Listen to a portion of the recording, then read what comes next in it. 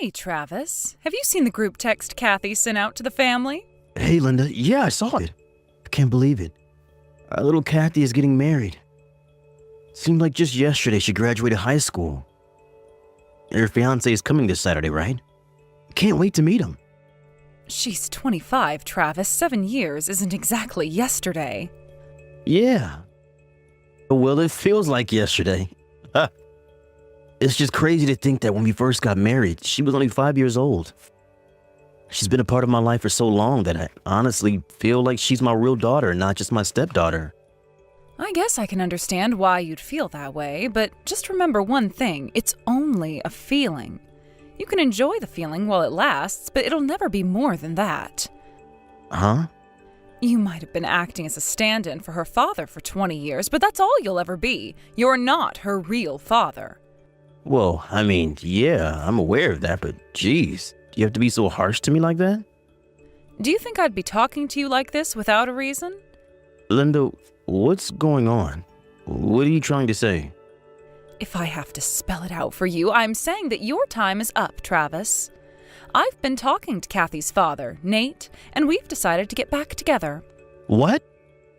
Back when we divorced, Nate was working at a super high-stress company. The stress got to him, and he had a mental breakdown that cost him his job. I figured there would be no way he could support Kathy and me until he worked his issues out, so I asked him to divorce me, and he agreed. But now it's been 20 years since then. We met up again about 6 months ago, and he was like a brand new man. He's a high-powered executive now. He runs his own company. Kathy knows you're not her real father, and since she's out on her own now, I figured it was about time her real father stepped back into the role officially. Linda, what are you saying? You really still don't get it? I want Kathy's real father to walk her down the aisle at the wedding as my husband. It's time, Travis. We're getting divorced. I think that should make it crystal clear, right? I want to get it done as soon as possible, before her fiancé comes over on Saturday. If her fiancé meets you, it'll just make things more complicated. Since I'll be married to Nate by the wedding, that means the groom and his family will start asking questions like, wait, so which one is her father? Or something. That's an awkward conversation I would really prefer to avoid. You seem like you've worked this all out for yourself in your head. Have you thought to ask Kathy what she thinks? She's my daughter, Travis. I don't need to hear it from her mouth to know what she's thinking. I see. Fine then. We'll get divorced. On one condition. First, you have to talk to Kathy directly, in person, and see how she feels about everything. I told you I don't need to ask her. Of course she's going to choose her real father. God, were you always this much of a whiny loser? I'm starting to wish I had made this move sooner. Just do everyone a favor and never talk to Kathy again, okay? I've made up my mind. I'm talking to Kathy first before making any decisions. No one likes a pathetic, clingy old man, Travis. I've still got work to do today, so I'll take my leave from this conversation here. Hey, Kathy. I saw the group text you sent out. Hey, Dad. I'm so happy to hear that Mitch finally proposed to you. I know how strongly you felt about him for some time now. Congratulations. Finally is right. He said he was able to pay back the last of his student loans, so he thought now was the time. Wow, all paid off already? That guy is a real hard worker. He's a keeper, Kathy. You take care of him, you hear? Oh, I plan on it. By the way... What is it? How are you doing after, well, you know? Ah, that. Yeah, your mom dropped that thermonuclear warhead on me while I was on my lunch break today. Apparently her and Nate are getting back together, so she wants me out of the picture. Yeah, that's my understanding too. Seriously, how can she do a thing like this? I was so shocked when she told me what was going on that I couldn't speak. I couldn't cry. I could barely even move. And then she told me I don't need to worry about you because since Nate's some big-shot businessman, she can leave you all the assets in the divorce. Oh, wow. I'm touched that she's going out of her way to be so considerate to me. She's so generous. A regular Mother Teresa. Did she tell you anything else? She said she wants to get the divorce settled by Saturday so she can introduce Nate as your father when Mitch comes over this weekend. Saturday? Isn't that just a teensy bit soon? Her plan is to have Nate walk you down the aisle at your wedding and have him at the family table as her husband. She said she wants to avoid having any awkward conversation with Mitch's family, so she only wants them to ever meet Nate. What? No, not a chance. That is not happening. Absolutely not. I mean, sure, he may be my biological dad, but he hasn't been any part of my life in 20 years. I barely even met him. I thought you'd feel that way, but your mother seems to have it in her head that you'd have the same position as her in all of this. It looks like her assumption missed the mark a bit. Seriously? But, I mean, I've already talked to Mitch about our family's circumstances. He knows the whole story. Sure, I never told Mom that I talked to him, but did she really think I'd withhold a detail that massive from my own fiancé? Yeah, and what's more, Mitch and I have already met, so I'm not sure what she thinks she's preventing. I know, right? But I guess Mom doesn't know about that either. And another thing, about the wedding, Mitch and I were planning on telling you guys this when he comes by on Saturday, but we're not going to do a formal ceremony. We're doing what's called a photo wedding, where you just take pictures as if it were a real wedding. Oh, really? You know, I think I have heard of those before. Yeah, they're kind of a new thing. Mitch's parents both passed away when he was young, and he has no siblings, so we thought it would be a good plan. Plus, I'm not one for gaudy events, getting dressed fancy, being paraded in front of a bunch of people, that sort of thing. I see. Glad you're on the same page. Oh, the people at the venue did say that it was okay to bring guests along on the day of the photo shoot. I'm going to send you an invitation to that, so be sure to save the date, okay? Gotcha. I'll be sure to set it aside. That leaves one problem, though. Mom. Yeah, that's kind of a big problem. After all, I'm pretty sure Mom still has no idea that we know she's been having an affair, and this whole "we just happened to run into each other" nonsense is all a cover. There's no way she'd be telling that bold of a lie if she knew. You're right. So what do you think, Dad? What are you gonna do? Well, she just handed me the divorce papers a bit ago. Wow, already?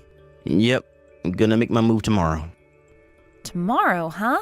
Well, I'm rooting for you, Dad. Thanks, sweetheart. Hi, Linda. I submitted the divorce papers to the courthouse on my way home from work. Wow, already? You're more obedient than I thought you would be. Good boy. Yeah, I just want to get this out of the way so I can get on with my life. Oh, well, good for you. All I want is to be divorced as soon as possible, so the sooner the better. Right, the sooner the better. So, the sooner you get out of my house, the better. You have till tomorrow morning. What? You're kicking me out? The house is in my name. Oh, well, I guess you're right. Don't tell me. You haven't made new living arrangements yet? You're not stupid enough to throw a stack of divorce papers at me without having a plan for what you're going to do after our divorce is finalized, are you? Of course not. I just, was caught off guard by the fact that you got the divorce papers submitted so soon, that's all. I'll start packing up my stuff tomorrow morning. No, didn't you hear me? I told you that you're going to be out of my house by tomorrow morning. You're only giving me till morning? I'll be staying at my friend's place tonight, so get your things in order and get the hell out. I'm gonna come by the house at 9 a.m. tomorrow morning. You had better be gone by then. Come on, by 9 a.m.? I'm gonna have to stay up all night in order to get all my stuff packed and move out in time. I don't care what you have to do. Get it done. It was you who told me you wanted to get divorced as soon as possible, and I gave you what you wanted. We're divorced. That's my house you're in, and I want you out by tomorrow morning. Fine. Jeez, I'll do it. Just get off my back. Hey, Travis, just letting you know I finished moving my stuff out just now. Good. Thanks for letting me know. If you don't mind, can I ask you something? Make it quick. Kathy hasn't been answering any of my calls or texts since last night. Do you know anything? Has she spoken to you at all? No, I didn't message Kathy at all yesterday. Oh, okay. Is that all you wanted? Can I go now? Yeah, sure, whatever. Great. Now that that's settled, I no longer have any reason to communicate directly with you in the future. If you need anything from me, you'll have to do it through my attorney. You still have his card, don't you? Yeah, I got it.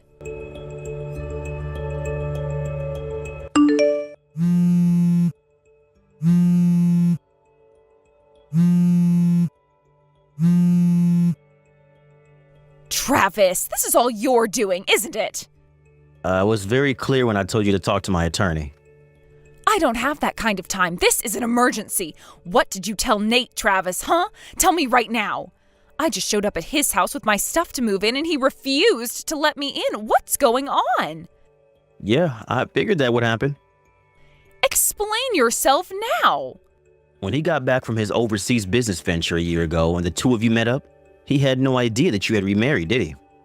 Oh, Nate, it's been so difficult being a single mother these long 20 years. I was so lonely. You have no idea how hard it is to raise a child on your own as a woman in this society. Is that what you told him?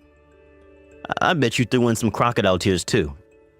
You probably put on the best display of acting in your life to try and win back the man you rejected now that he's found success. Did you meet Nate? Well, to be more precise, we've never actually met in person. All of our communicating has been through our respective lawyers.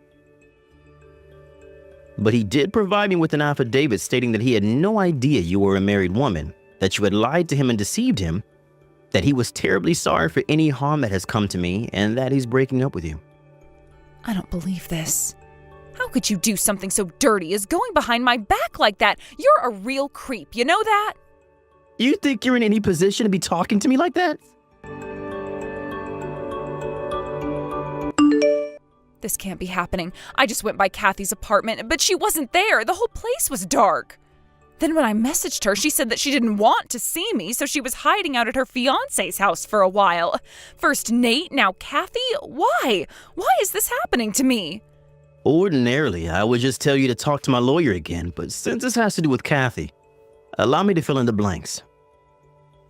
Hurry up and tell me what's going on with her. Kathy knew that you were having an affair. She did? How? She saw the two of you in the act with her own two eyes. She could tell that the guy you were with had the same eyes as she did. It wasn't that hard to figure out what was going on. She saw us? Oh no. It doesn't make a bit of difference that the two of you were married in the past. You were married to me at the time. You betrayed my trust. You're nothing but a low-down, good-for-nothing cheater. But he's not just my ex-husband, he's Kathy's real dad. Real? Why are you so caught up on that word? Who's more of her real dad?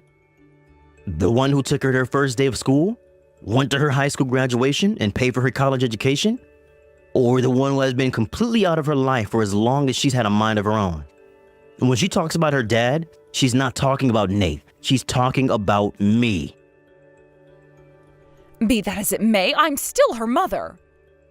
If only you hadn't cheated on me, we'd still be married and you'd still be able to enjoy the same happy, loving relationship with your daughter that you always had. Shame. Damn shame. But you don't understand. He's a high-powered executive running his own business. Yeah, I'd be willing to bet he makes significantly more than me.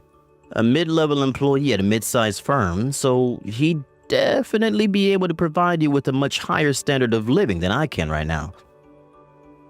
Maybe you should have divorced me before shacking up with him.